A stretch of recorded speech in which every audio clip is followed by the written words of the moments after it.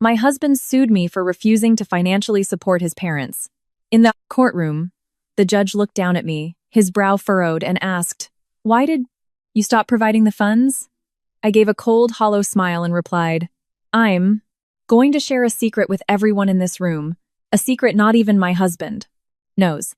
When I pulled the documents from my bag, a shockwave rippled through the parted courtroom. My in-laws and my husband stood completely paralyzed, frozen in disbelief.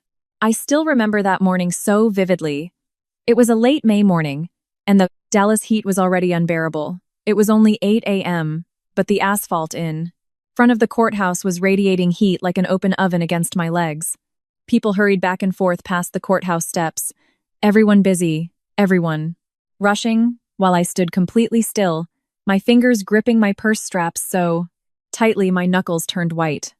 If you asked me what I was thinking in that exact moment, I honestly couldn't tell you. There are things in life that, before they happen, you imagine will break you. You think you'll cry, you'll scream, you'll collapse. But when you actually step into that reality, the feeling is entirely different. It's like being submerged in freezing water for so long that you simply go numb. 3 months prior, if anyone had told me that, the man who once stood in the pouring rain outside my apartment, vowing to love to me for the rest of his life, would take me to court for cutting off his parents' allowance, I would have laughed in their face.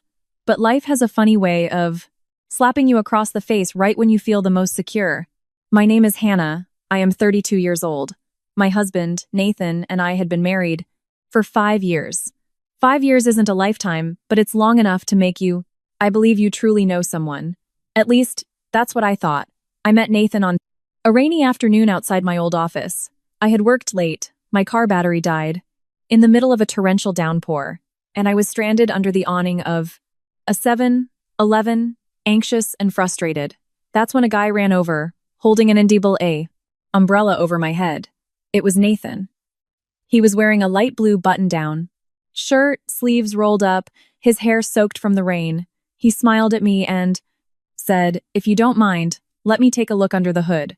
Honestly, I was skeptical. A stranger being that genuinely helpful in the middle of the city?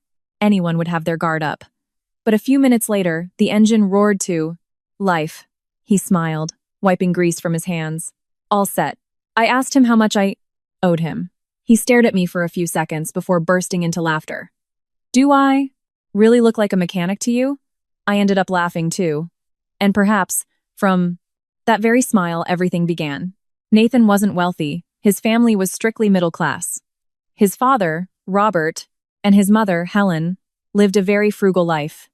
The first time I went to their house for dinner, his mother held my hands and said, "We don't have much money, sweetie, but I promise I will love you like my own daughter." I was genuinely moved. I thought I was lucky. I thought I had married into a decent, loving family. On our wedding day, my parents bought us a 1,000 square foot condo in the suburbs. It wasn't a mansion, but it was my parents' life savings. That day, my mom pulled me into a quiet corner and whispered, "Hannah, this house is solely in your name." I was surprised. "Why, Mom?" She looked at me for a long time. "I'm not saying you should be paranoid, but a woman always needs a protected fallback plan." I laughed it off back then. I told her, "Nathan isn't that kind of guy, Mom." She just sighed. Looking back now, I realize that the older generation has weathered far more storms than we have. They see things we are blind to. For the first 2 years of our marriage, life was peaceful. I worked as an RFOL accountant for a construction firm. Nathan was a sales manager. Our combined income was around $8,000 a month. We weren't rich, but we were comfortable. I took care of the household. I paid the utility bills, bought the groceries, and prepared gifts for both sides of the family for every holiday. Even when my parents-in-law got sick, I was the one covering the bulk of their medical bills. I never kept score because I believed we were family. And you don't keep a ledger with family. That all changed 3 years ago, starting with a seemingly insignificant event. Robert was hospitalized and needed gallbladder surgery. The doctor mentioned they needed a family member to do a preemptive blood typing just in case of bloating. Transfusion was needed. Nathan volunteered immediately. "My blood and my dad's are probably a match," he said confidently. I still remember the look on the doctor's face when he held the lab results. He looked at Nathan, then at my father-in-law, frowned slightly, and asked, "Are you absolutely certain this is your biological father?" Nathan chuckled. "You're a funny guy, Doc." The doctor didn't laugh. He just stared at the paper, mumbled, "Never mind," and walked away. The incident should have ended there. But for some reason, that question echoed in my mind relentlessly. I started paying attention. I discovered a bizarre biological discrepancy. Nathan was blood type O. Both Robert and Helen were blood type AB. At first, I thought I had remembered wrong.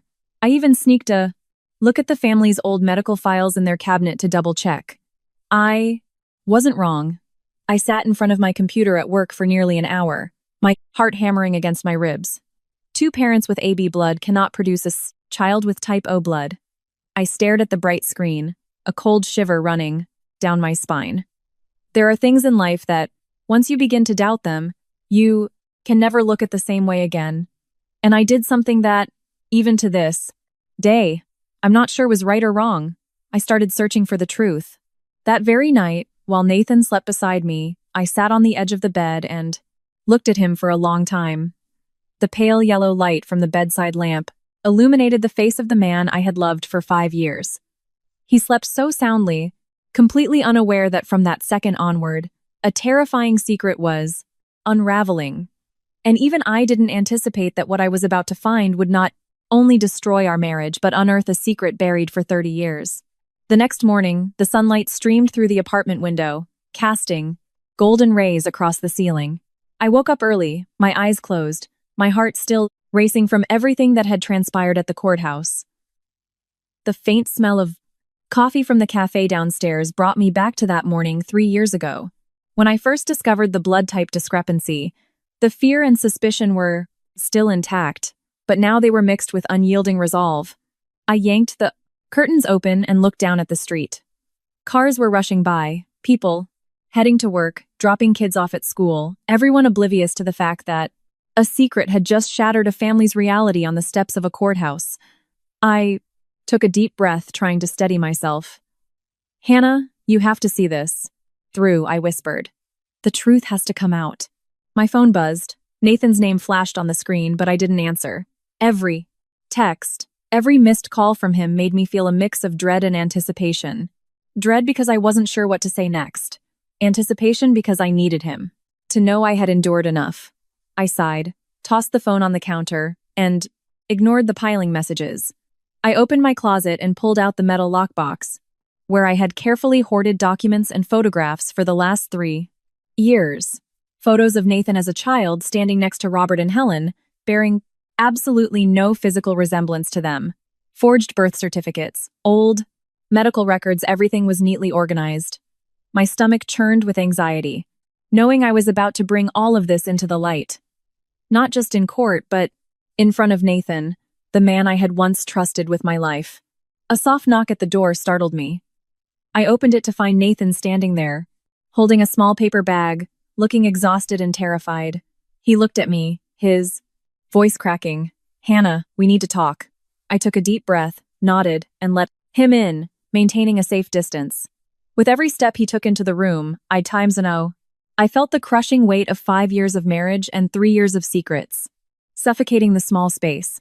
I placed the metal box on the table, opened it, and slowly laid the contents out in front of him.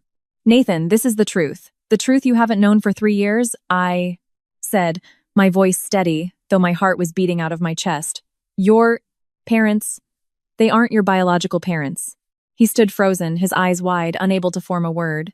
The air in the room was so thick, I could hear the wall clock ticking in the living room. I handed him the photos, the forged papers, the DNA test results I had discreetly acquired. His hands shook violently as he took them, his eyes darting across the pages. His voice was a strangled whisper. How? How can this be? Mom, Dad, how? Could they? I looked him dead in the eye. Did you ever wonder why I completely stopped giving them money 3 years ago? I knew the truth, but I didn't want you to carry this agonizing pain, so I kept my mouth shut. I held back the money to protect us, but they They never stopped manipulating you. They made you doubt. They made you think I was a heartless wife, fracturing everything we built. Nathan trembled, burying his face in his hands. He stumbled toward me, desperate, for some kind of anchor. I saw tears spilling from his eyes, the absolute agony of a man realizing his entire existence was built on a lie. I sighed and gently took his hands. Nathan, please believe me. Everything I did was for you. It didn't want to lose you, but this secret had to be exposed. You've been lied to for 30 years. As of today, you have the right to know who you really are. We sat at the kitchen island, going through every file, every letter. I told him about the gallbladder surgery, the blood types, the fake medical histories. I told him how I hired a reputable private investigator to verify the information, and I played the secret audio recordings I had managed to get of Helen and Robert discussing keeping him in the dark. With every word I spoke, Nathan looked like he was turning to ice. Sometimes he would let out a bitter, hollow laugh. And then he would break down sobbing like a lost child, releasing a pain that had been silently devouring him for years. I laid everything out logically, step by step, so he could see the full picture. He just listened in silence, occasionally nodding as if confirming that my actions made sense. I knew he was fighting a hurricane of emotions: rage, betrayal, confusion, agony, and a strange sliver of relief that the truth was finally out. We talked through the unbearable tension of the last 3 years, the passive-aggressive comments from his mother, the pressure from his family, and the times I had secretly paid for his things while he thought I was hoarding my income. He wept, apologizing for doubting me, regretting that he hadn't trusted my explanations. But I squeezed his hands tightly. Nathan, we still have a chance to fix this. Not everything is lost.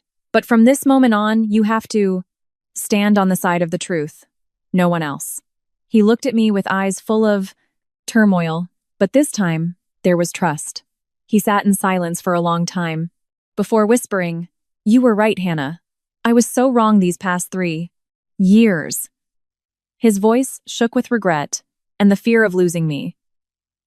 I didn't say anything. I just held his hand. We didn't need words. We just needed to be there for each other, sharing the crushing weight of a 30-year lie we were both trapped inside.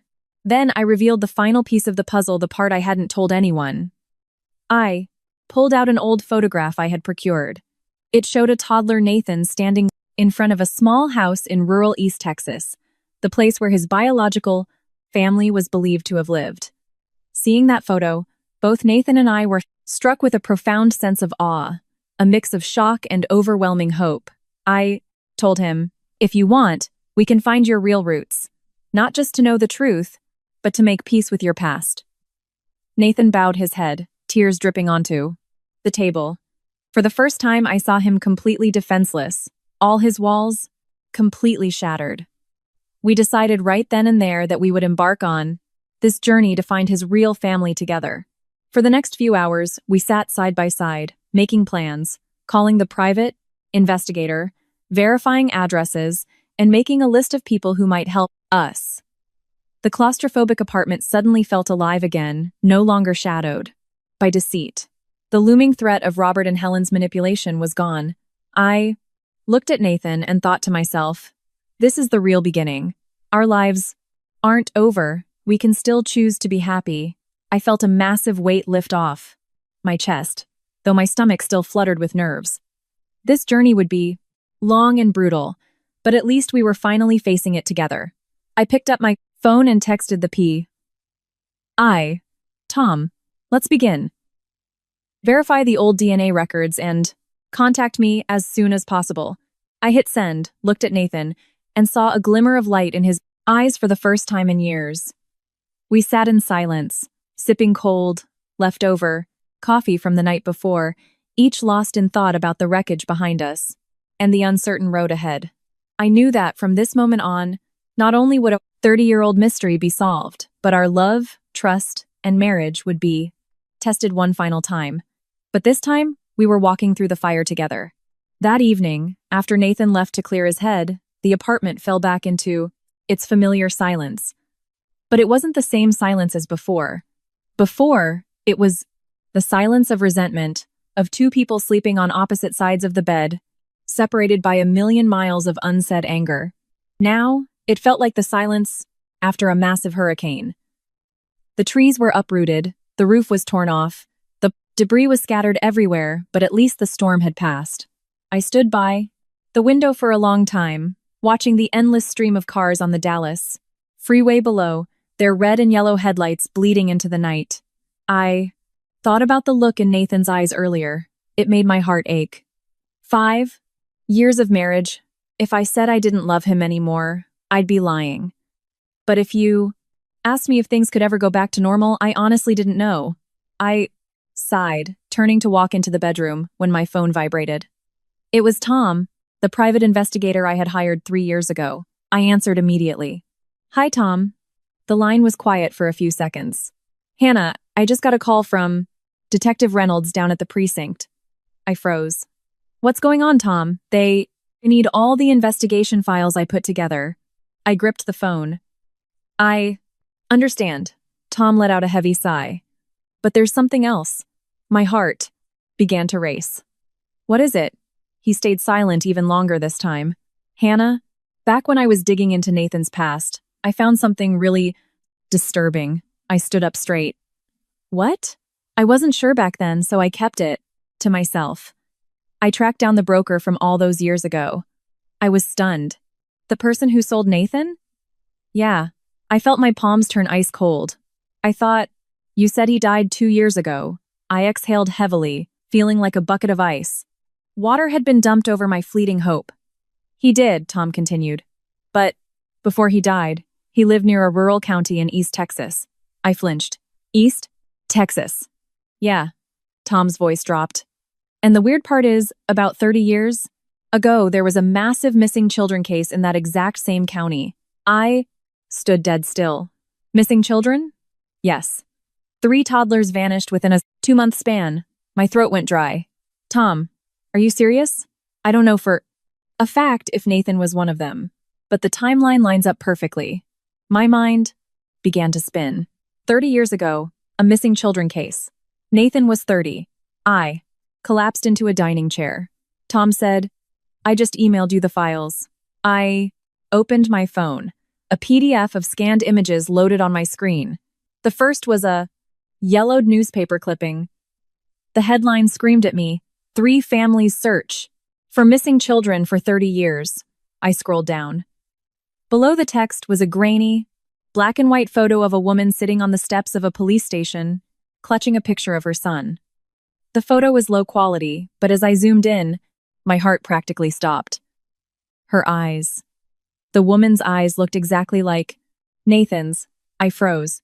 It wasn't just a vague resemblance. It was the kind of similarity that gives you goosebumps. The elongated shape of the eyes, the slight droop at the corners, even the curve of her smile. The longer I stared at it, the colder I felt. Right then, another call came through. It was Nathan. I hesitated for a second before answering. His voice was incredibly hoarse. Hannah, I just got a call from the police. I didn't say anything. They said they ran a preliminary DNA cross-check against the National Registry. My heart pounded in. My ears. Was it a match? Silence on his end. Then, a heavy, ragged breath. They said the probability of a match is extremely high. I closed my eyes. Everything was happening so fast, so overwhelmingly fast I couldn't breathe. They want me to come down to the station tomorrow morning. Nathan continued. I could hear a bitter, broken laugh escape his lips. Hannah, I'm scared. I bit my lip. In all the years I had known him, this was the first time I had ever heard Nathan admit he was terrified. He was always the strong one. When we got married, he promised to shield me from the world. When my dad was in the hospital, he stayed awake for 2 nights straight watching over him. When my time in 40 my company faced layoffs, he sold his vintage Mustang to help me stay afloat. In my memories, Nathan never feared anything, but today, he was truly terrified. His voice dropped to a whisper. What if? What if that woman really is my mother? I couldn't answer him, because I didn't know either. Nathan let out a soft sigh. 30 years, Hannah. I don't know whether to laugh or cry. I leaned back against the chair. Outside, it started to rain. Fat drops pelted the glass. Windows. I remembered our early years of marriage. Every time it rained, Nathan would pull me out to the balcony with mugs of coffee. He used to say, if we have a son, I'll teach him how to throw a football. But if we have a daughter? What about a daughter, I'd ask. I'll spoil her rotten. Why? Because she'll look just like her mother. Thinking about that made my chest physically ache. Nathan spoke again. Hannah. Yeah? If I really meet my biological family tomorrow.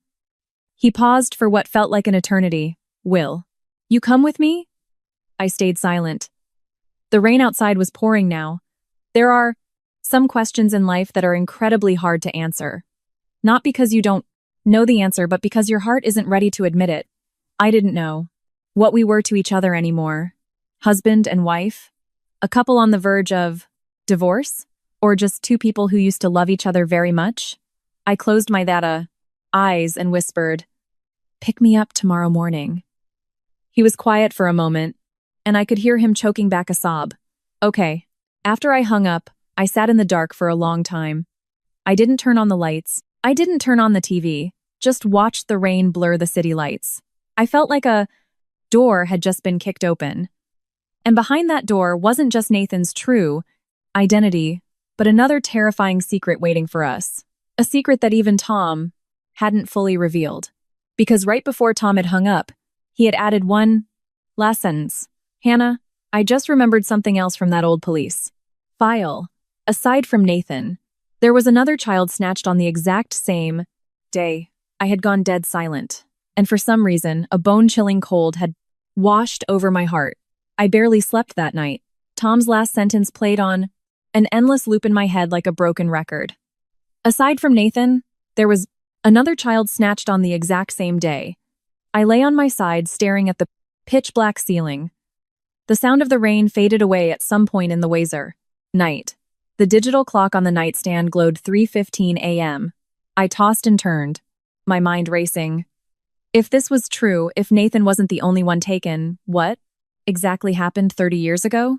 And what bothered me even more? Why did the broker vanish? Why were the old files wiped so clean? Why had no one been able to find Nathan for 3 decades? The more I thought about it, the more I realized this conspiracy ran deeper than I ever imagined. Around 6 a.m., my phone rang. It was Nathan. His voice was gravelly. Hannah, I'm downstairs. I sat up abruptly. So early? You didn't sleep? I checked the time. 6:12 a.m. Back in the day, waking him up by 7 a.m. on a weekend was like pulling teeth. But I guess some events are monumental enough to rewrite a person's DNA overnight. 20 minutes later, I walked downstairs. Nathan was leaning against his car. Just one sleepless night had aged him 5 years. He had a 5 o'clock shadow. His shirt was wrinkled, and his eyes were bloodshot. Seeing me, he offered a weak, agonizingly sad smile. He handed me a paper bag. I got you a bagel. You haven't eaten since yesterday. I looked at the bag, then at him. In the past, whenever I was mad at him, this was his go-to move. He wasn't great with words, but he knew how to bring me food. He used to say, if a person is still willing to eat, it means they haven't entirely given up hope. I took the bag and whispered, thank you. The drive to the DNA testing center was dead silent. The morning sky was overcast and gray. Traffic was heavy as usual, but inside the car it was so quiet I could hear the hum of the AC vents. Nathan gripped the steering wheel with white knuckles. 3 blocks away from the clinic, he suddenly broke the silence. Hannah, if we find my real parents. He hesitated. I don't know what to call them. I turned to look at him. The harsh morning light, filtering through the windshield, cast shadows across his face, and my heart sank. For him. I understood the dilemma. 30 years of calling 2 people mom and dad. 30 years of trust, 30 years of love. Even if it was entirely founded on a sickening lie, the emotions weren't fake. At least, not to Nathan. Just call them whatever your heart tells you to, I said softly. He gave a bitter smile. My heart is a complete mess right now. I didn't say anything else, Some things you can't help a person through. They just have to walk through the fire themselves. When we pulled up to the center, two people were already waiting by the entrance. Detective Reynolds, and a woman in her late 50s. She wore a faded, blue blouse, her hair pulled back into a low ponytail, her face gaunt and weathered. From the second we stepped out of the car, she locked eyes with Nathan. She didn't blink. I saw Nathan freeze in his tracks. He saw her too. 1 second. 2 seconds. 3 seconds. For some inexplicable reason, my hands went ice cold. The woman took a trembling step forward. Her eyes were red and brimming with tears. Her lips quivered. My boy? Nathan stood like a statue. I was paralyzed too. Nobody made a sound. Time seemed to suspend itself. The woman stared at Nathan, and suddenly, the tears spilled over. Son. Her voice was shaking so violently it barely made a sound. Is it really you? Nathan took a step back. Ma'am, I think you have the wrong person. The woman broke down, sobbing, covering her mouth with both hands. I could never mistake my own son. Never. I looked over at Detective Reynolds. He stepped forward, his voice gentle. Margaret, please, take a breath. He turned to Nathan. Nathan, this is Margaret. The preliminary DNA cross-check between you and Margaret came back as a near-perfect match. Nathan didn't move. I watched his Adam's apple bob as he swallowed hard, his hands balling into tight fists by his sides. He stared at the woman Margaret, who was now weeping openly, her eyes completely bloodshot.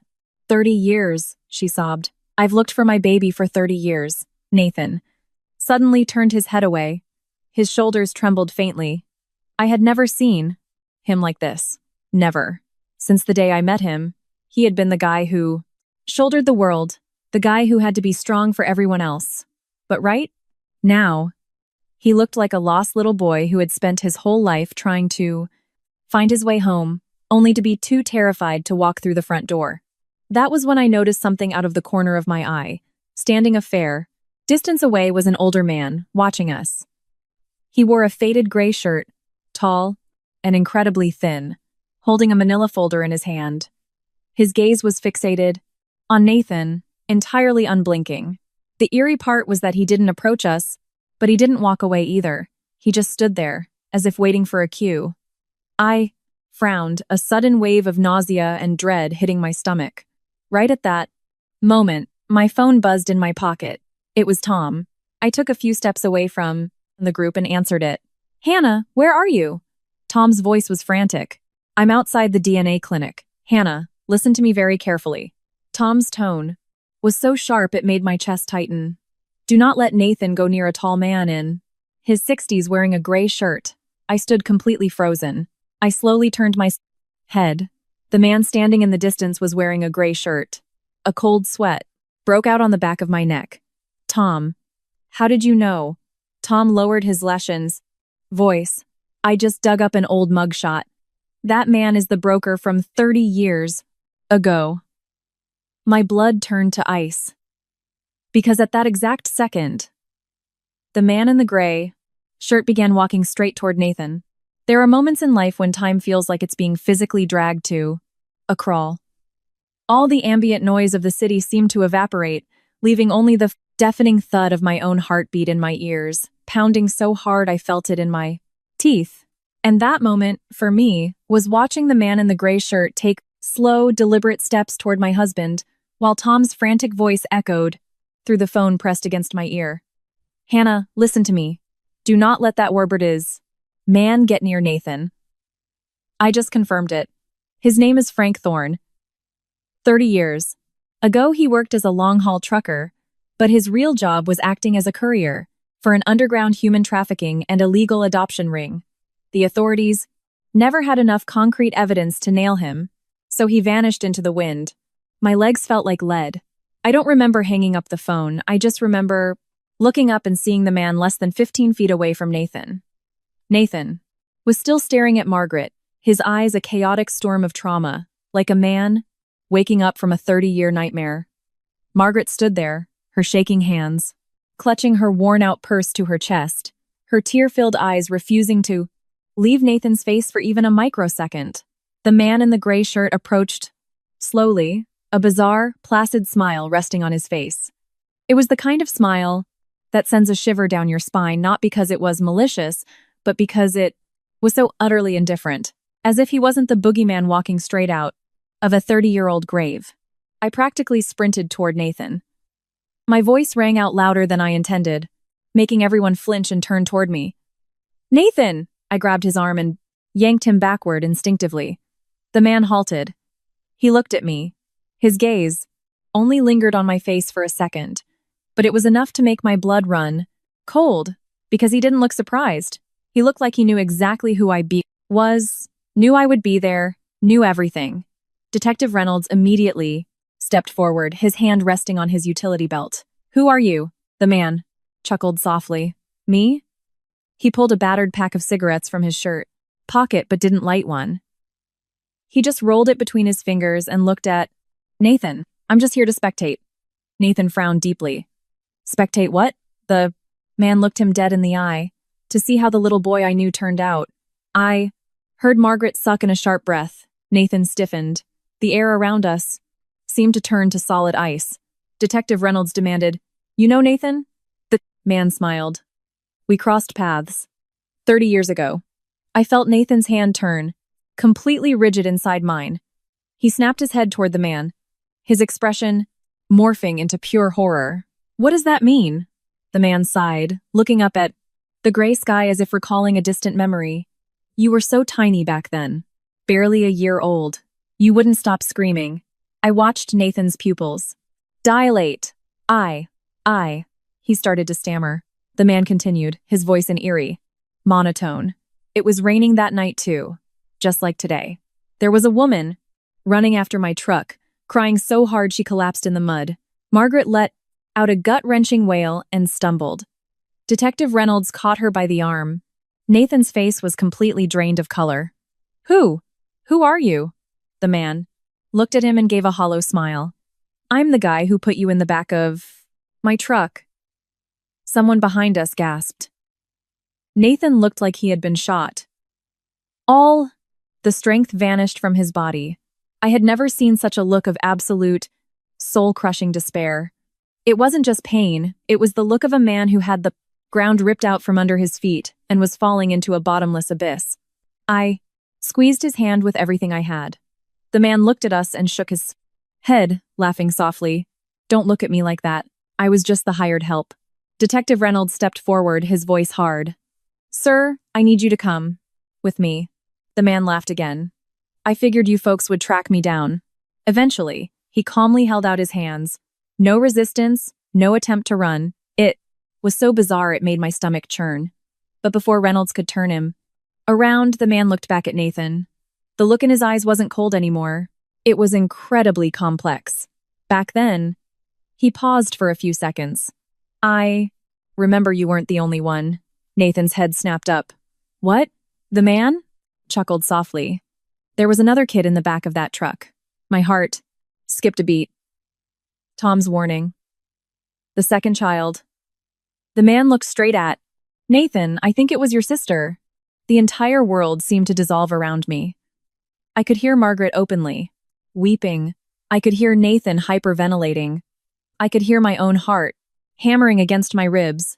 But the only thought racing through my mind was, if he's telling the truth, if Nathan has a sister, where has she been for 30 years? Is she even alive? Or, I couldn't bear to finish the thought. Nathan stood dead still for a long time, his eyes bloodshot, before he suddenly lunged forward. "Wait!" he roared. The man stopped. Nathan grabbed him by the collar of his gray shirt. "Tell me the truth. Where is my sister?"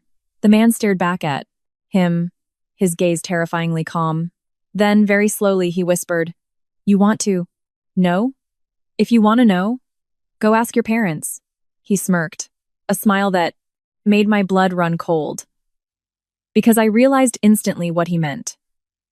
He wasn't talking about Robert and Helen, the adoptive parents. He meant his real parents. At that exact moment, I looked over at Margaret. And for the first time since I met her, her face had gone completely, deathly pale. After Frank Thorne was escorted away in handcuffs, Nathan remained rooted to the cross, escorted away in handcuffs. Spot, his red-rimmed eyes tracking the man's receding figure until he disappeared into the bustling city crowd. I stood beside him, feeling a suffocating pressure in my chest, my heart beating so hard I thought my ribs would crack. A tsunami of emotions crashed over us: fear, dread, and absolute shock at the monstrous secret that had just been dragged out of a 30-year grave. I could physically see Nathan fighting a war inside himself, battling the suppressed memories, the deceit, the despair, and the microscopic slivers of hope. Because the life he thought he knew was officially dead, and the reality, replacing it, was infinitely more horrifying. I watched him endure the agony of a stolen childhood, a life built on a foundation of lies orchestrated by people he had loved. I placed my hand on his shoulder, keeping my voice gentle. "Nathan? Are you okay?" He looked at me, blinking rapidly, a hurricane of conflicting emotions in his eyes. He wanted to believe it, but he was terrified. He was furious, but he was also completely hollowed out. He let out a long, ragged sigh, like a man carrying the weight of the globe, wiped the tears from his face, and whispered, "Hannah, I don't know what to do. I don't know where to start. I don't know how to look at Robert and Helen again. I don't know what to say to Margaret, to any of this." His voice broke, and I knew his heart. I wasn't breaking over our marriage. It was breaking because his entire universe had just collapsed. I knew he needed time. He needed space. But I also knew we couldn't drag this out, because the woman standing a few feet away, Margaret, was waiting. 30 years of waiting had led to this parking lot, and the truth could no longer be kept at bay. We stood in silence for a long time, listening to the wail of sirens and the hum of traffic. Then, Nathan suddenly grabbed my hand, pulling me close. "Hannah, we need to go to Margaret's house. We have to clear this up. She needs to see me." "Really see me? I need to know everything." I nodded wordlessly. I knew Nathan needed me as his anchor. And in that moment, I realized I needed him too. We needed to walk through this nightmare together, to confront the ugliness that had been hidden from him. A fierce determination bloomed in my chest. We were not going to let fear or the past win. We were going to get answers. We got into my car. Nathan sat in the passenger seat, staring blankly out the window while I mentally reviewed the documents sitting on the back seat. The DNA results, the old photos, the audio recordings from the last 3 years. Every detail was weaponized and ready. This was the point of no return.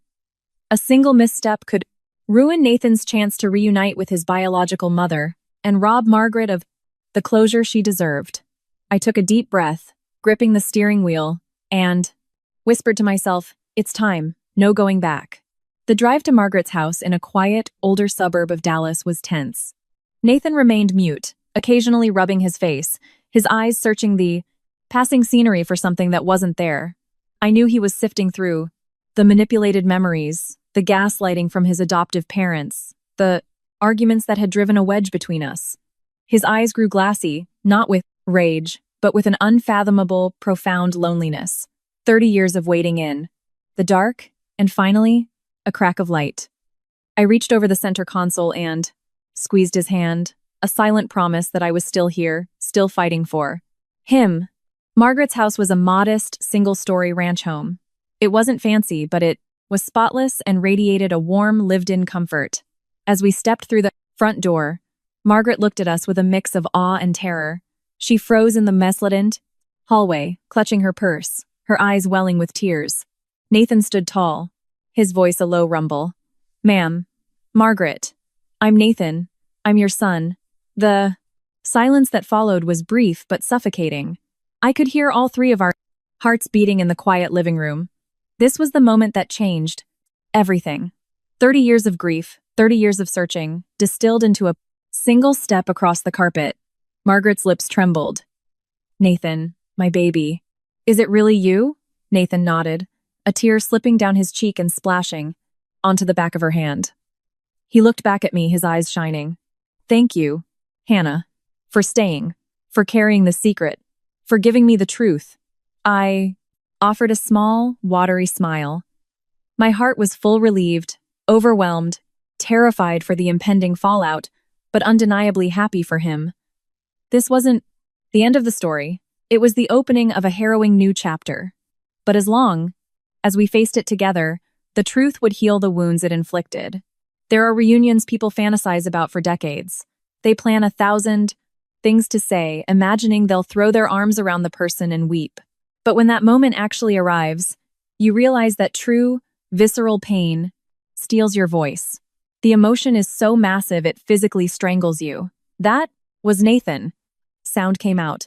Margaret stood paralyzed by the door, her hands shaking so violently her purse nearly hit the floor.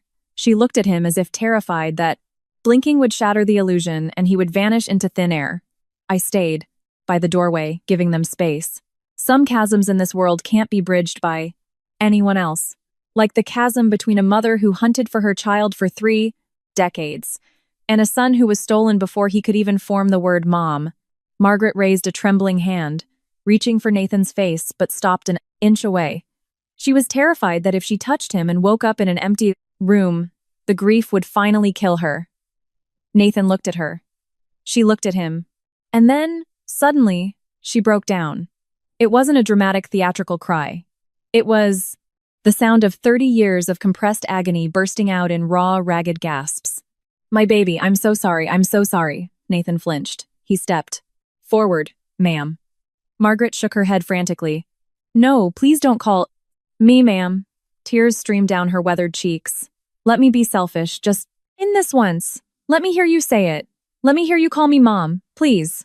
I watched Nathan's throat work as he swallowed. His eyes flared bright red. And then, very softly, so softly it was barely a breath, "Mom," Margaret's purse dropped to the hardwood floor.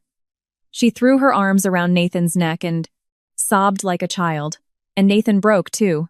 The 30-year-old man, the guy who stood tall in a courtroom against his own family, the guy who absorbed 3 years of psychological abuse from his adoptive parents, was now weeping into a stranger's shoulder like a lost boy who had finally found his way home. I looked away, wiping my own eyes. I thought my heart had hardened to stone after everything we'd been through.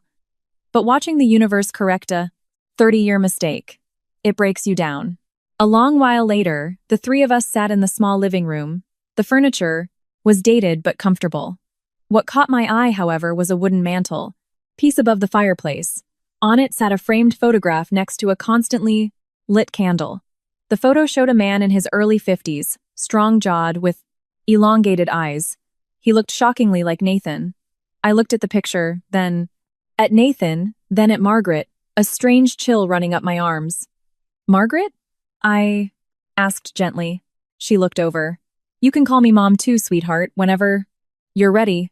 I smiled softly. "Who is the man in the picture?" Margaret's eyes immediately darkened. She looked at the mantel for a long time in silence. Then, she sighed. "That is Nathan's biological father." I froze. Nathan stiffened. "My father? Is he dead?"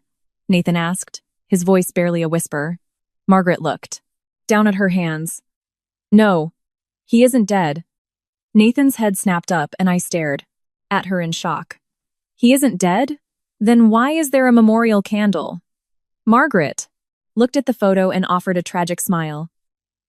30 years ago, after I were taken, your father lost his mind.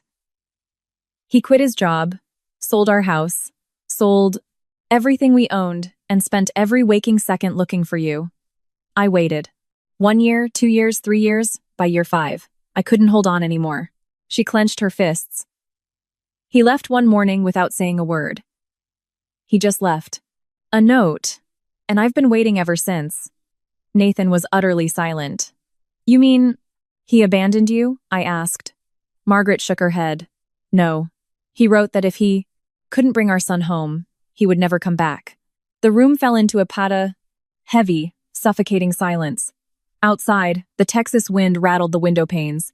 Nathan stared at the floor. I saw his broad shoulders shake slightly. Then, he stood up abruptly. "Mom." Margaret looked up. Nathan stared at her, his eyes blazing. "If my father is still alive out there, I am going to find him and bring him home." His voice was absolute steel. No more shaking. No more hesitation. For the first time in days, I saw a spark in Nathan's eyes, the fierce light of hope. But right at that second, my phone vibrated. It was Tom. I frowned, stepped out, onto the front porch, and answered it. Hannah, Tom's voice was urgent. Where are you? I'm at Margaret's house. The line went quiet for a second before Tom said, Give the phone to Nathan. Right now. Something is very wrong. What is it, Tom? Tom took a deep breath, his voice dropping an octave. Detective. Reynolds just re-interviewed Frank Thorne. Thorne remembered something else. I stood paralyzed. What? Tom spoke slowly. He said the second child in the back of that truck wasn't Nathan's younger sister. My heart skipped a beat. He said it was his older sister. There are truths that, before you know them, torture you with uncertainty.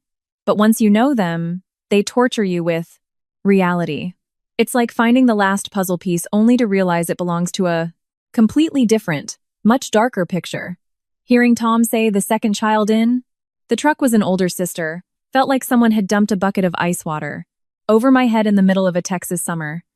I stood on the porch, completely numb. Hannah, I just got the intel, Tom sighed. The cops pressed Thorne. At first, he said sister because his memory was shot. But when they showed him the old case files, it clicked. I forced my voice to stay level. What else did he say, Tom? Tom paused. He said the little girl was about 3 years old. 3 years old? I gripped the phone tighter. That meant she was 2 years older than Nathan. If she were alive today, she'd be 32 or 33. Did he give any other details? Tom was silent for a moment. He said she was incredibly quiet. She didn't cry the whole drive. She just sat in the corner, clutching a white stuffed bunny. I stopped breathing. A white stuffed bunny. For some unexplainable reason, my heart did a violent flip. It was bizarre, almost supernatural. It felt like I had heard this detail before, somewhere, buried in the back of my mind. But before I could process it, I heard the screen door squeak open. Nathan was standing right behind me. Hannah? His face was ashen. What's wrong? I stared at him. Sometimes, you don't want to deliver the blow. This man had just found his biological mother, discovered his childhood was a lie, learned his father had been wandering the country for 30 years, and now, I was terrified he would snap. But I remembered the last 3 years. I remembered the rot that grows in the dark when secrets are kept. I took a deep breath. Nathan. They said the other child in the truck. I paused. It was your older sister. I watched his eyes glaze over, his body turning to stone. He blinked slowly. My older sister? I nodded. Nathan stood absolutely motionless. Then suddenly, he laughed. It was a hollow, agonizing sound that broke my Perkins-lash heart. He leaned back against the siding of the house and stared out at the deed-owed street. Hannah, you know what's crazy? He looked at me, his eyes distant. When I was a kid, around 10 years old, I used to have these recurring nightmares. I dreamt about a little girl. She was wearing a yellow sundress, her hair tied in pigtails, holding a white stuffed bunny. My scalp tingled. Nathan chuckled weakly. I told Mom about it, Helen, I mean. She got furious. She told me to stop making up ghost stories. He fell silent, looking at the ground. I don't know why, Hannah, but in the dream, the little girl was always crying. A warm breeze blew across the porch, but I felt ice cold. Right then, the front door opened fully. Margaret stepped out, looking at us worriedly. What are you two doing out here? Nathan turned to her. His lips moved silently for a second. Before he said, Mom. Just that one word made Margaret's eyes well up again. Nathan stepped closer, his voice gravelly. Mom, do I have an older sister? I watched the color drain entirely from Margaret's face. The soft smile vanished. Her eyes widened in sheer terror, the glass of water in her hand shaking violently until it slipped from her grip, shattering against the concrete porch. The sharp sound made me jump. Margaret stood completely paralyzed. Then, very slowly, she sank into a patio chair, buried her face in her hands, and began to shake. Nathan rushed forward. Mom, talk to me. What else are you hiding? Margaret let out a gut-wrenching sob, a sound choked with decades of repressed agony. I'm sorry. I didn't want to remember. I couldn't bear to remember. Nathan dropped to his knees in front of her. Mom, tell me. Margaret looked up, her eyes blazing red with torment. You had a sister. Her name was Vivian. Nathan froze. The night you were taken, Margaret choked out. She saw the man. Take you. She ran after the truck, crying for you. She chased you out into the Maniose, pouring rain. Margaret's voice dissolved into hysterics. She ran right into the middle of the highway, a semi-truck. I went completely numb. Nathan went numb. The world faded out, leaving only the sound of Margaret's weeping. The police told us they never found a body. The river was flooding that night. Everyone assumed she was swept away. Everyone said she was dead. Nathan trembled violently. They never found her? Margaret looked at him, her face soaked with tears. No, they never did. To this day, I don't know if my baby girl is dead or alive. A gust of wind swept a dead leaf across the concrete. Nathan stood up. He didn't speak. He didn't cry. He just stood there. I knew that the deeper the pain, the quieter a person becomes. And right at that moment, my phone rang again. It was an unknown Seattle area code. I frowned and answered it. Hello? The line was quiet for a few seconds. Then, a hesitant, incredibly quiet woman's voice spoke. Excuse me. Am I speaking to Nathan's wife? I flinched. Who is this? The woman took a shuddering breath. My name is Vivian.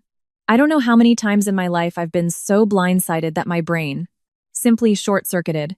But if I had to pick the exact moment when I felt like someone had physically drained the blood from my body, it was hearing that frail voice on the phone introduce herself as Vivian.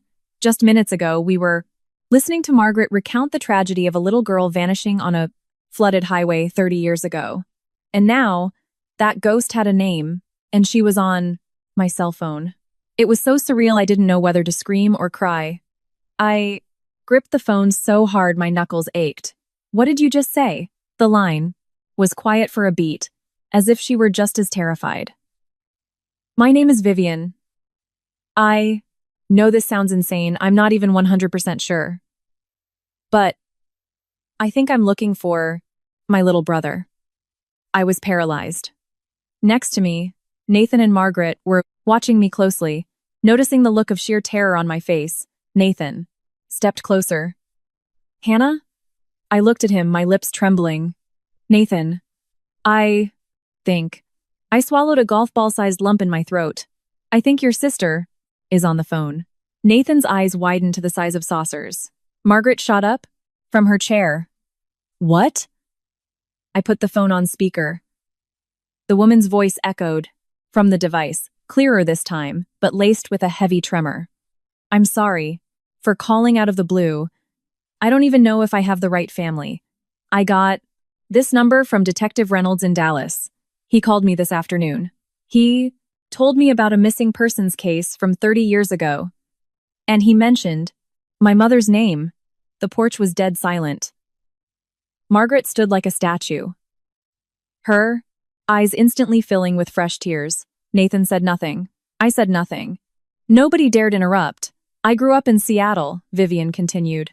I was adopted. My adoptive parents were wonderful to me. I thought I was their biological daughter my whole life. Until last year. Her voice cracked. My adoptive mother was dying of cancer. Right before she passed, she told me the truth. I asked her who my real mother was, but she just cried and handed me an old shoebox. I felt my heart slam against my ribs. A box. Why is it always a box? Whenever people hide the heaviest, darkest secrets of their lives, they put it in a damn box. Vivian pushed through her tears. Inside the box was a white stuffed bunny. I heard Nathan suck in a massive breath. His entire body locked up. The white bunny. The detail Frank Thorne remembered. The object from Nathan's childhood nightmares. I looked at Nathan. His face was chalk, white, his eyes red and brimming with tears, his lips trembling violently. Vivian kept speaking. There was also a tiny silver bracelet. The back of the charm was like engraved with the name Vivian. The second she said that, Margaret's legs gave out. She collapsed into the chair, burying her face in her hands and sobbing hysterically. My baby girl. Nathan immediately dropped beside her. Mom! Margaret nodded frantically through her tears. I remember. I named her Vivian because I wanted her to be full of life. The silver bracelet. I had it custom engraved. I bought it for her. She was crying so hard she couldn't breathe. I looked at Nathan. I had never seen a look like that on a human being's face. It was the look of a man who had been trapped in a pitch-black cave his entire life, suddenly seeing the sun, but terrified that reaching out to touch the light would make it disappear. Nathan reached for my phone. His hands were shaking so badly he almost dropped it. He brought it close to his face, unable to speak for a long time. Finally, he choked out, Vivian? Silence on the other end. 1 second, 2 seconds, 3 seconds, and then, a gut-wrenching sob echoed through the speaker. Is it really you? Are you my baby brother? Nathan bowed his head, tears dripping onto the concrete. I watched him, my heart breaking all over again. In that moment, he wasn't a 30-year-old man dealing with a lawsuit. He was a toddler who had just found his family. Vivian wept. Do you know, for 30 years I've had this recurring nightmare. I see a little boy. He's crying out for me, reaching for me, but I can never see his face. Nathan couldn't speak. He just kept his head bowed, his broad shoulders shaking violently. Margaret was weeping beside him. The entire porch was consumed by the sound of their grief. I stood there, wiping tears off my own face. Some reunions come decades late, but they are worth every second of the wait. It felt like the clouds were finally parting. It felt like, after 30 years of hell, this family had finally found each other. But just as I let myself believe the nightmare was over, Vivian's voice came through the gravivously speaker, small and terrified. There's something else.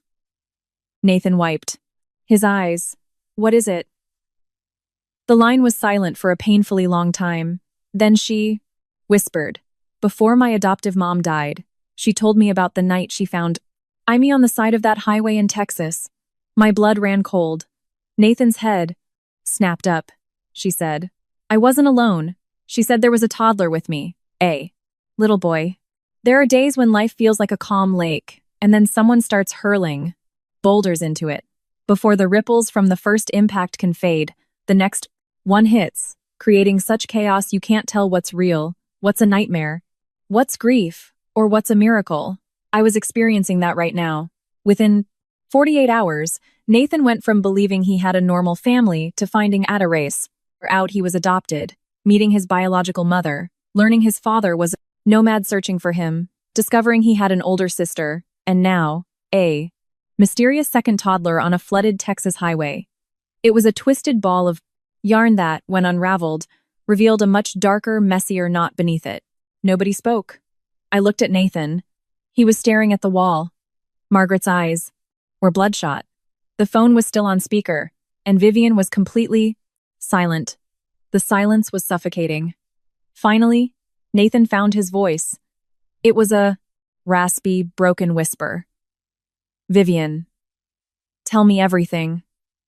She took a shaky breath. I only know what my adoptive mom told me. She said it was pouring rain. She found me wandering near the tree line by the highway. I had a severe fever. Next, to me, was a little boy. But she panicked. The storm was too violent. She saw headlights coming, so she just grabbed me and drove off. Nathan's fists clenched so hard his knuckles popped. What did the boy look like? Vivian hesitated. She didn't remember his face. She only remembered he was wearing a red knit sweater and had a small jade pendant around his neck. The moment those words left the speaker, Margaret's demeanor violently changed. She bolted upright, her patio chair scraping loudly against the concrete. I jumped. Mom? Nathan said. Margaret stood completely still, her lips trembling violently, shaking her head. No, it's impossible. Nathan stepped toward her. Mom, what is it? Margaret looked at him, sheer panic in her eyes. The night you were taken, Vivian wasn't the only child left in the house. My heart slammed against my ribs. Margaret grabbed her own hair, her eyes wide with horror. You were just a baby. Vivian was 3. But we had another baby. Nathan froze. His entire body locked up. Another baby? Margaret burst into hysterical tears. Your twin brother. The world flatlined. I could hear the blood rushing. In my ears, 1 second, 2 seconds, 3 seconds. Nobody moved. Nobody could process it. Nathan stared at Margaret as if she were speaking an alien language. I have a twin brother? Margaret nodded, tears pouring down her face. You were born premature. The doctors said one of you was strong, the other was very weak. We named you before you even left the NICU. We named you Nathan. And we named your brother Felix. I felt my entire body turn to ice. Felix. Felix. Why did that name spark like a live wire in my brain? A fleeting memory flashed through my mind so fast I couldn't grab it before it vanished. Nathan took a step back, his eyes bloodshot. Where is he? Margaret shook her head frantically. I don't know. I swear to God I don't know. After you were taken, the trauma, I blacked out. The doctor said I was catatonic. When I woke up in the hospital, my babies were gone. I looked everywhere. We looked everywhere! She sobbed so hard she couldn't catch her breath. Watching the woman break down in front of me made my chest physically hurt. 30 years of surviving hell, 30 years of self-blame, 30 years of thinking she had lost everything, only to find out she had another son lost out there in the world. Right then, my phone rang. Again, it was Tom. I answered it immediately. Hannah! Tom's voice was frantic. Where are you? Still at Margaret's. Hannah. I could hear Tom panting.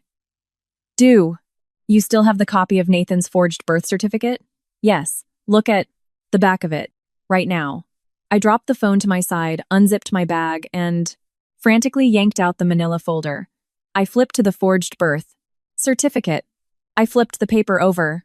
Written in faded blue ink, tiny and easily missed, was a note I had never noticed in 3 years. I read it aloud. Baby boy #2. I stood dead still. My hands started to shake. Nathan looked at me? Hannah?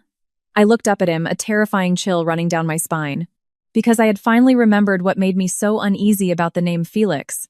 I looked at Nathan, my voice trembling. Nathan, didn't you ever wonder why? Frank Thorne sounded so familiar. Nathan stared at me. I swallowed hard. The trafficker. The guy we just saw.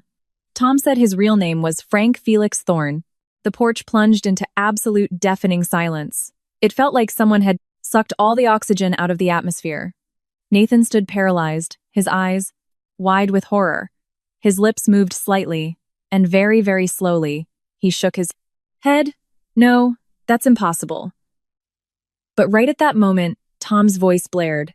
Through the phone speaker, loud enough for everyone to hear, freezing my blood in my veins. Hannah. Detective Reynolds just dug up Thorne's background. He goes by Frank, but his legal birth name is Felix. Frank Felix Thorne. There are coincidences that happen in movies, and you roll your eyes because it's too absurd. But real life is far stranger, far crueler, and infinitely more twisted. Life doesn't walk in a straight line.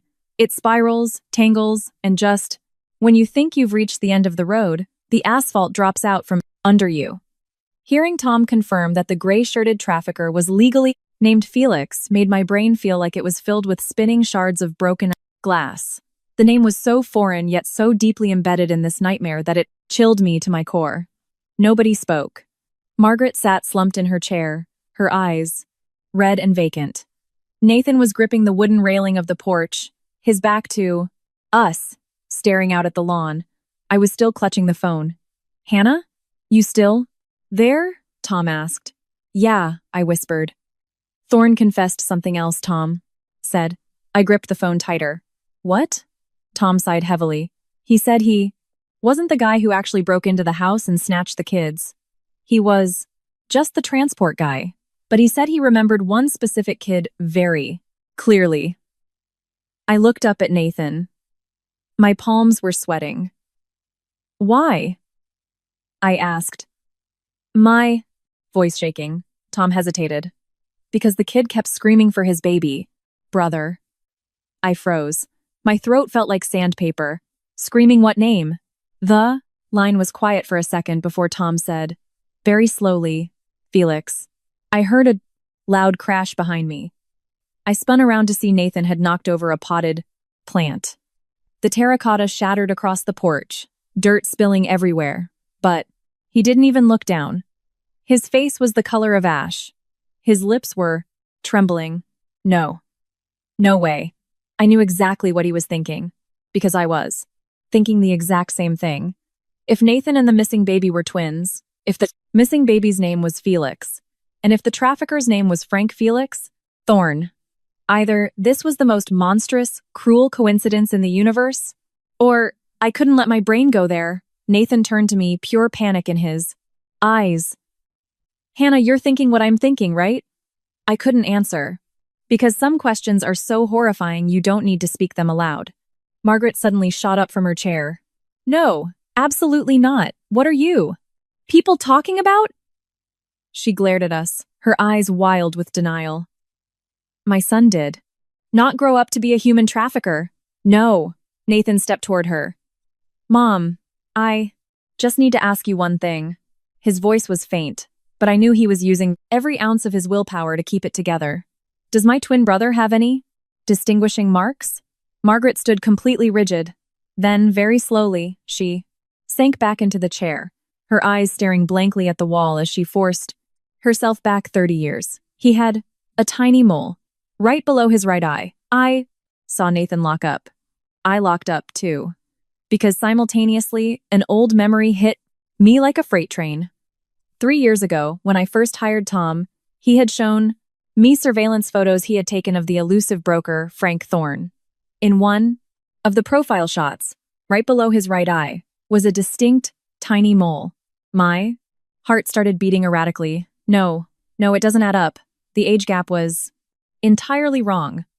Frank Thorne was in his 60s. If Nathan's twin brother was alive, he'd be 30. I exhaled a massive breath. I didn't realize I was holding. But just as I felt relief, my phone buzzed with a text from Tom. I opened it. It was a screenshot of Frank Thorne's rap sheet and background check. Frank Felix Thorne, born 1964, one adopted son, estranged for 20 years. I stared as a lover in 70A. At the last line, an adopted son. For some reason, my heart started pounding. Violently again, I handed the phone to Nathan. He read it, his eyes going wide, and he stood frozen for a long time. Hannah, he rasped, looking at me. Do you remember the day I went to Tom's office for the first time? I nodded. He swallowed hard. That day, I saw a picture on his desk. A surveillance photo of Thorne standing next to a kid. A boy, maybe 8 years old. I stared at him. The adopted son? Nathan looked at me, his eyes bloodshot. The boy looked exactly like me. The porch fell into a dead silence. I felt a tingling sensation run across my scalp. Looked like Nathan? No. It wasn't that he looked like Nathan. If they were identical twins, he looked like himself. Before anyone could say a word, my phone rang again. It was Detective Reynolds. I answered it. Hannah, Reynolds spoke rapidly. We just checked the precinct cameras. Frank? Thorne escaped the interrogation holding room. I was stunned. What? He? Slipped out during a shift change, Reynolds said, his voice tense. And before he bailed, he stole a piece of evidence off the desk. My heart stopped. What? Evidence? Reynolds paused. A photograph of an 8-year-old boy. There are moments when a person is standing face to face with the truth, but they refuse to reach out and touch it. Not because they don't want to know, but because they are terrified that if they tap it, the last remaining pillars, holding their sanity together, will crumble into dust. Like a cracked, load-bearing wall waiting for one final push. That was Nathan right now. He stood on his mother's porch, staring blankly at my phone screen as if he were trying to look through it into another dimension, completely unresponsive to the news of the stolen photograph. Nobody spoke. Margaret clutched the fabric of her Skirt. Vivian was still silently crying over the speakerphone. I just watched my husband. I understood. When too much reality hits you at once, the human brain simply shuts off the breakers. It's a survival mechanism.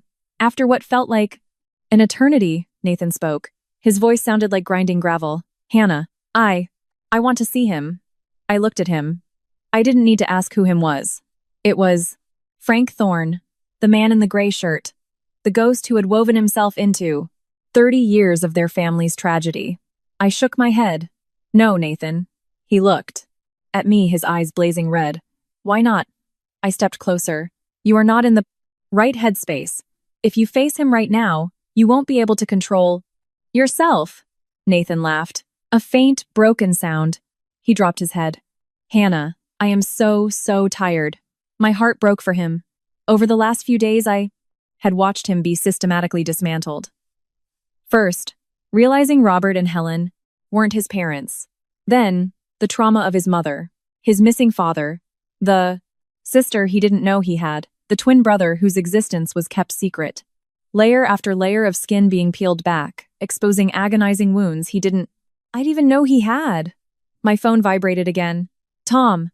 I answered it, and Tom immediately yelled, "We got him." I bolted upright. What? Where? Reynolds pinged his burner phone. Tom yelled over the sound of a revving engine. He's at the Greyhound bus station downtown. We're en route. I looked at Nathan. He had already heard. Without a word, he turned and marched toward my car. Let's go. 40 minutes later, we pulled up to the Dallas Greyhound station. The sun was setting, casting a sickly orange glow over the concrete. The terminal was packed with travelers, the air thick with the smell of diesel exhaust, the sound of intercom announcements, and the chaotic hum of 100 overlapping conversations. It was sensory overload. Tom was waiting for us by the main entrance. He grabbed Nathan's arm and pulled us aside. Listen to me, Tom said. Urgently. He's in the waiting area. But something is weird. Nathan glared at him. What's weird? Tom frowned. He's not running. He didn't buy a ticket. He's just been sitting in the exact same plastic chair for the last hour. I frowned. Not running? Then what the hell was he waiting for? We followed Tom. Inside. The terminal was massive, but in the very last row of blue plastic chairs, Frank Thorne was sitting alone. He was hunched over, his hands clutching the stolen photograph. Seeing him from behind, the menacing aura he had at the clinic was entirely gone. He just looked like a frail, exhausted, broken old man. Hearing our footsteps, he turned his head. Seeing Nathan, he didn't flinch. He just offered a weak, pathetic smile. I figured you'd track me down. Nathan stood towering over him. His fists balled so tight his knuckles were stark white. Where is my brother? Thorne stared at him for a long time, then slowly shook his head. I don't know. You're lying, Nathan roared, his voice echoing off the high ceilings. Thorne looked down at his scuffed boots. Do you really think I have any reason left to lie to you? The tension was thick enough to cut with a knife. Very slowly, Thorne lifted his hand and held out the photograph. Look at it. Nathan snatched it from him. I stepped close to look over his shoulder. In the photo, an 8-year-old boy was standing next to a younger Frank Thorne. I stared at the boy's face and felt the air leave my lungs. Nathan turned to stone. The boy looked identical to Nathan. Not just similar, it was like looking at a clone. Nathan's hands shook uncontrollably. Who is this? Thorne stared at the linoleum floor, his voice cracking. 20 years ago, I found him. Nathan was paralyzed. Found him. Thorne let out a miserable, self-deprecating laugh. I've done a lot of evil shit in my life, kid. But that day, I saved him. My blood ran cold. Saved him? Thorne nodded. Slowly. I found him passed out in a ditch by a motel in East Texas. He had a fever of 104. He didn't know who he was. He didn't remember anything. A total amnesiac. Nathan was panting, his chest heaving. And then what? Thorne looked up, his eyes swimming in tears. At first, I was going to hand him off to another broker, make a quick buck. But for some reason, I couldn't do it. He looked at Nathan. the coldness in his eyes entirely replaced by profound grief. You know what he did? He woke up, looked at me, and called me Dad. The terminal seemed to fade into absolute silence. Then, Thorne uttered a sentence that made the floor drop out from under us. But he died 3 years ago. When you hear news that devastating, you don't instantly cry. You don't instantly rage. Your brain is so overloaded with shock that you can't even process the words, because grief of that magnitude doesn't hit you like a bullet. It sinks into you slowly, like a vice grip slowly crushing your heart. As Frank Thorne sat there, staring at his wrinkled, shaking hands, confessing that the boy he raised for 20 years had died 3 years ago, Nathan turned into a statue. The frenzied panic in his eyes vanished, replaced by a hollow, bottomless void. It was the look of a man who had sprinted a marathon to reach the finish line, only to find nothing but ashes. Nobody spoke. The Greyhound station was bustling, but to us, it was deathly quiet. Thorne kept his head bowed. Nathan stood over him. I just stood behind him, watching. I didn't know what to do. After an eternity, Nathan spoke. His voice was so frail it was almost drowned out by an idling bus outside. Are you telling me the truth? Thorne smiled a heartbreaking, devastated smile. He reached into his back pocket and pulled out a battered leather wallet. He opened it and pulled out a small, creased photograph. He held it out to Nathan. See for yourself. Nathan took it. With trembling fingers, I leaned in.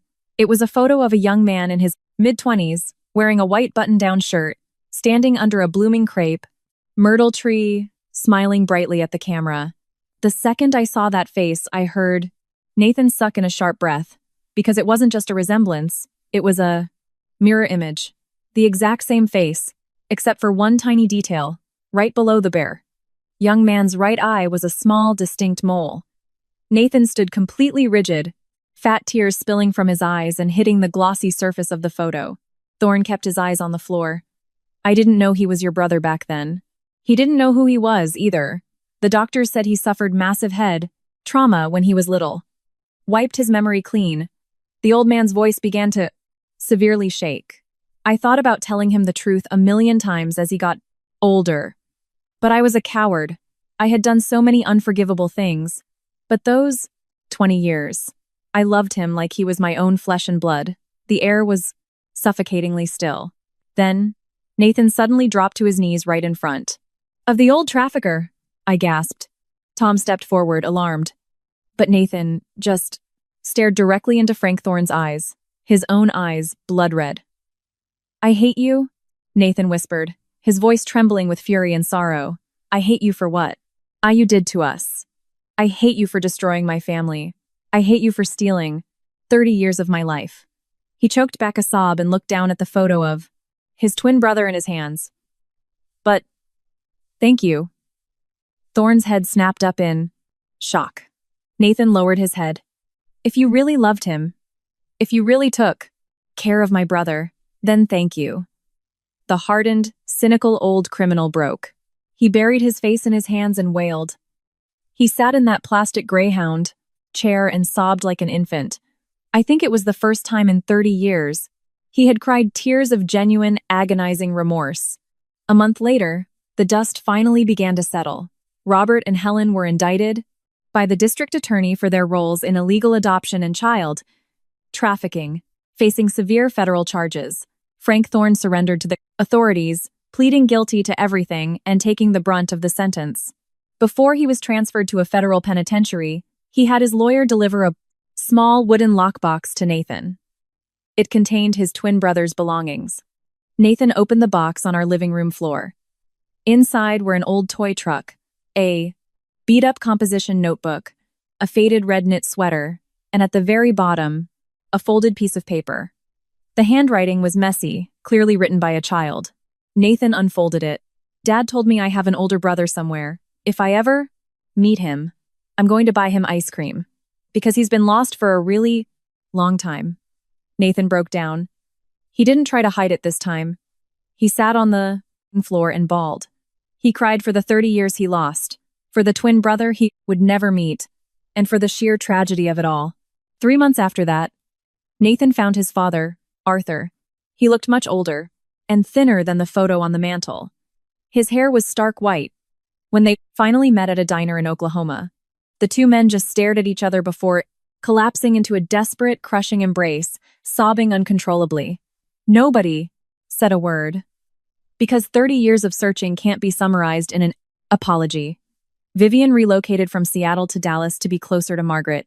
Every Sunday, the family gathered at Margaret's house for dinner. One evening, I stood in the kitchen, looking out the window at the patio. Margaret was laughing. Vivian was playfully arguing with Nathan over the last piece of brisket. Arthur was sitting in a lawn chair, smiling as he watched his kids. I realized that the house was finally filled with warmth.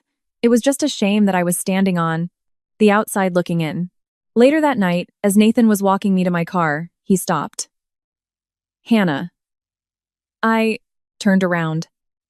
He looked at me for a long time, his eyes slightly red. "I know I could live 1,000 lifetimes and never repay what I owe you. From the very beginning to the bitter end, you were the only one who never abandoned me." I smiled softly. "You don't owe me anything, Nathan. Stop talking about debts." He looked at me, his expression vulnerable. "What about us?" I stayed quiet for a few seconds, looking up at the sky, painted in hues of twilight purple and gold. Some wounds heal, but they need time to scar. Some people who get lost find their way back home, but they have to walk the entire brutal distance to get there. I looked at him and smiled. "Go back inside to your family, Nathan. We have time to figure the rest out." Behind me, as I walked to my car, I heard him chuckle. For the first time in a very long time, it was a sound of pure relief. Because sometimes, the most precious thing in life isn't money, status, or being right. It's knowing that after all the loss, the betrayals, and the wrong turns, you finally have a place to come home to. If you are reading this story, you might feel a heavy weight sitting in your chest right now, because stories like this don't just leave you remembering the characters or the plot twists. They leave you reflecting on the mirror they hold. Up to your own life, looking at Nathan, at me, at Margaret, at people who spent 30 years wandering in the dark. You realize that nobody gets through this life unscathed.